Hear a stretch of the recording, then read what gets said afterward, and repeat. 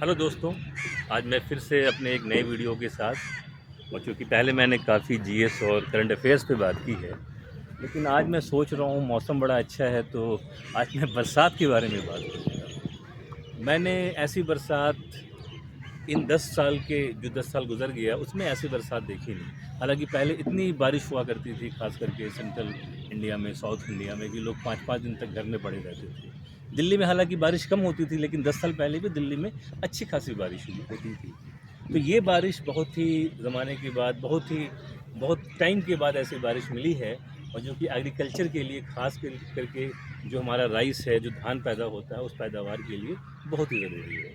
धान जनरली हमारा जो बारिश से होता है, पैदा होता है, वो साउथ इंडिया, सेंट्रल इंडिया और इस इन सब इलाके में ज़्यादा होता है।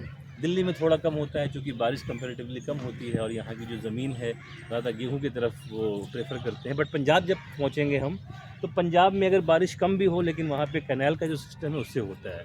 बट दुखद घटना इस बार ये रही कि पंजाब काफ़ी पीड़ित रहा।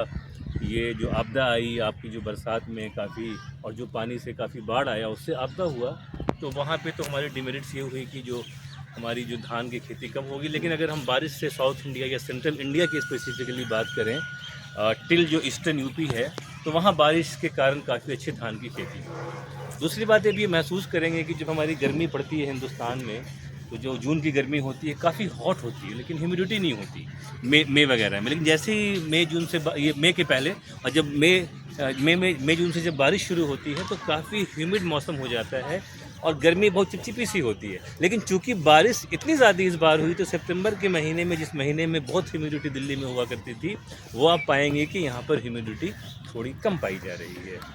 तो वो बरसात से अगर आप हमारे प्रोड्यूसर साहब अगर दिखाएं कि आसपास का जो कैसा मौसम है, तो आप देख पाएंगे कि बहुत ही हरियाली है चारों तरफ, बच्चे खेल रहे हैं। आपने कभी अपने जहन पे देखा होगा कि जो आपका जहन है बड़ा मुतासर करता है कि मौसम कैसा है। अगर मौसम अच्छा है तो एक हद तक आपकी जो मानसिक शक्ति भी बड़ी पॉजिटिव साइड में बढ़ जाती है, और अगर मौसम टफ हो तो थोड़ा नेगेटिविटी की तरफ ऑटोमेटिक बढ़ती चली जाती है। बहरहाल, तो कहने का जो मेन मुद्दा ये है कि बरसात है, और बरसात चूँकि अच्छी इस बार है, तो आप गौर करेंगे कि यहाँ पर जो सर्दियाँ पड़ेंगी और आने वाले जो मौसम आएंगे, इस बरसात पे बहुत डिपेंडेंट होता है कि आपका आज का सीज़न कैसा है।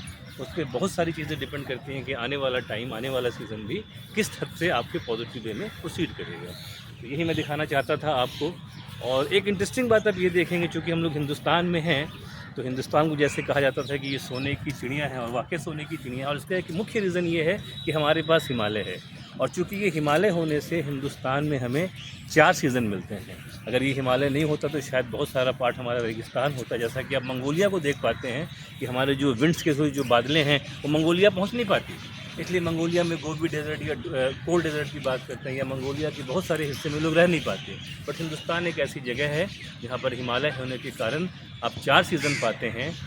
और जब नॉर्थ इंडिया से आप बंगाल तक देखेंगे, तो जो एल्यूवल सॉइल है, जो फर्टाइल लैंड का जो पैमाना है, तो इसमें खेती का बड़ा ये है। देन रेड सॉइल है जहाँ मिनरल्स पाया जाता है।